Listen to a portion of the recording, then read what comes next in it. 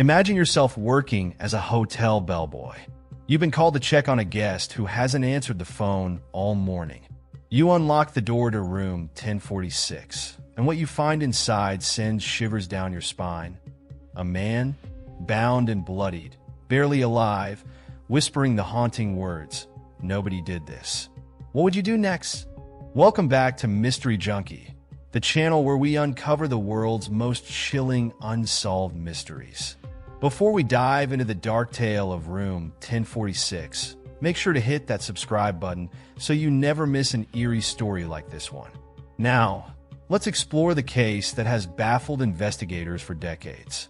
The story begins on January 2nd, 1935, when a man calling himself Roland T. Owen checked into the President Hotel in Kansas City, Missouri. He carried no luggage apart from a comb, a toothbrush, and some basic toiletries. From the very start, Owen was an enigma. Why would someone check into a hotel with almost no belongings? The staff noticed his peculiar behavior. Owen seemed paranoid and reluctant to let anyone into his room. He asked for an interior-facing room with no windows to the street, an unusual request for any guest. Was he hiding from someone? Or did he know something terrible was about to happen? The maid, Mary Soptic, interacted with Owen on several occasions during his stay. Each time his behavior grew stranger. On one occasion, she entered to clean the room, and Owen sat quietly in a darkened corner. He told her to leave the door unlocked because he was expecting a visitor. Who was this mysterious visitor? And why didn't Owen seem alarmed by their impending arrival? Later, hotel staff reported seeing a woman visit the room, while others mentioned hearing raised voices. Some even claimed to hear loud thuds and cries, but no one acted immediately. On the morning of January 4th, 1935, a bellboy entered room 1046 after receiving no response to repeated phone calls. What he found sent chills through the staff. Owen was lying on the bed, covered in blood. He had been bound, beaten, and stabbed multiple times. His injuries were horrific: a fractured skull, deep knife wounds, and strangulation marks around his neck. The most haunting part? Roland T. Owen was still alive. Barely clinging to life, Owen mumbled, "Nobody did this," before losing consciousness. He was rushed to the hospital, but succumbed to his injuries later that day. Detectives quickly realized that Roland T. Owen wasn't his real name. The address he provided at check-in was fake, and none of his personal items gave clues to his true identity. Even his fingerprints failed to match any records. Who was this man, and why was he hiding his identity? The investigation uncovered more strange details. No weapons were found in the room, meaning his attacker likely left with a murder weapon. However, police discovered an odd collection of items. For small fingerprints on the phone, a bottle of sulfuric acid, and a label-less bottle of cheap hair tonic. Was this the work of a professional killer? Or was it an unplanned attack that spiraled out of control? This case baffled investigators, and over the decades, several theories have emerged. Some believe that Owen was involved in a romantic entanglement that turned deadly.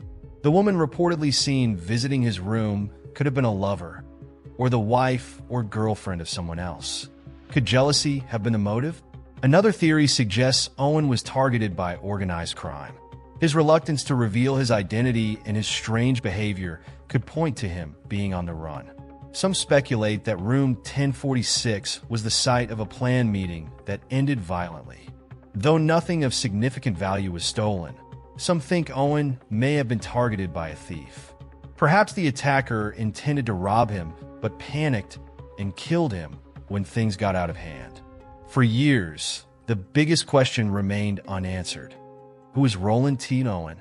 In 1936, a woman came forward claiming that Owen was her son, Artemis Ogletree, who had disappeared from Birmingham, Alabama. She identified him from a photo published in a local newspaper. However, no definitive evidence linked Owen to Ogletree, and the mystery persisted. Adding another layer of intrigue, Ogletree's mother claimed she had received letters from her son even after his supposed death. The letters were typed, and the style didn't match his usual handwriting. Could someone have been impersonating him? Or was this a cruel hoax? Who would go to such lengths to keep this case shrouded in mystery? Even decades later, many questions about room 1046 remain unanswered. Who was the woman seen visiting Owen's room? Why did he use a fake name? And what was he hiding from? Were the fingerprints found on the phone those of the killer? And most importantly, why hasn't anyone been held accountable for this brutal murder? With advancements in forensic science, some have speculated that a modern investigation could yield new results. DNA testing on the fingerprints or preserved evidence could potentially reveal the killer's identity. Unfortunately, much of the original evidence has likely been lost or degraded over time.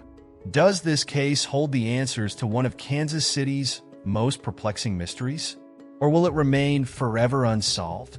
Today, room 1046 at the President Hotel is no longer available to the public.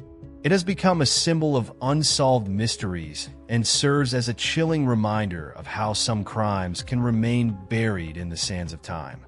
What do you think happened in room 1046? Was it a lover's quarrel, a mob hit, or something else entirely? Let me know your theories in the comments below.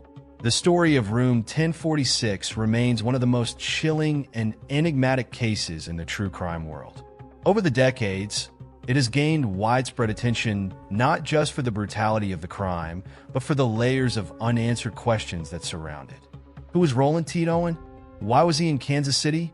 And perhaps the most haunting question of all, why did nobody ever come forward with the truth? True crime enthusiasts and historians alike have kept this case alive, speculating about the cryptic details and eerie coincidences. Popular channels like BuzzFeed Unsolved, That Chapter, and Crime Junky have brought renewed attention to the case, dissecting the timeline, re-examining theories, and fueling debates among viewers. Each retelling of this story keeps the mystery alive, inviting new perspectives and even more unanswered questions. Part of what makes the Room 1046 case so compelling is its blend of haunting details and complete ambiguity. The victim's refusal to name his attacker, the cryptic fingerprints, and the mysterious woman seen visiting the room create a narrative that seems more like fiction than fact. Yet it all happened, and the questions surrounding the case remain as elusive today as they were in 1935. Even now, the case serves as a reminder of how difficult solving crimes was in the early 20th century, long before DNA testing and modern forensic techniques. The lack of evidence and the use of a fake identity only deepen the mystery.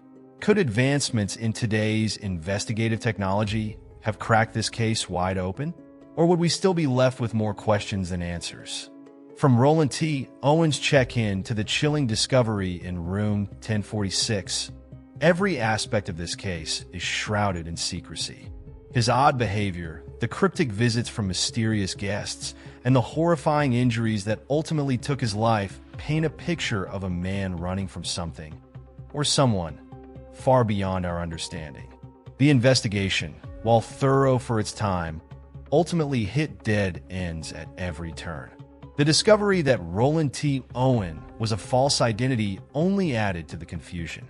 The possibility that he was actually Artemis Ogletree, a missing man from Alabama, opened the door to even more questions, but failed to provide definitive closure. And yet, it's not just the unanswered questions that make this case so unforgettable. It's the chilling atmosphere it leaves behind. The haunting image of a man, bound and bloodied, barely alive but refusing to name his attacker, lingers in the minds of all who hear this story. The case of Room 1046 has stood the test of time, capturing the imagination of countless true crime fans and investigators. It's the type of mystery that inspires hours of research, endless speculation, and heated debates. Channels like BuzzFeed Unsolved and Kendall Ray have explored this haunting case, each adding their own theories and interpretations to the growing body of intrigue surrounding it. Even decades later, the mystery remains unsolved, with new generations of true crime enthusiasts drawn to its eerie allure. But why does this case continue to fascinate us? Perhaps it's because it feels like a puzzle we can never solve, a story with too many missing pieces. Or maybe it's because room 1046 reminds us of our own vulnerability, that even in a locked room with no apparent enemies, danger can find us. As we wrap up this chilling tale, one question lingers. Do you think the truth will ever come to light? Was it a crime of passion, a mob hit, or something far more sinister? Let us know your thoughts and theories in the comments below. And if you enjoyed this deep dive into one of history's most haunting mysteries, don't forget to hit that like button and subscribe to Mystery Junky. Together, we'll continue to uncover the truth behind the world's darkest secrets. Thank you for watching, and until next time, stay curious, stay safe, and keep questioning the shadows.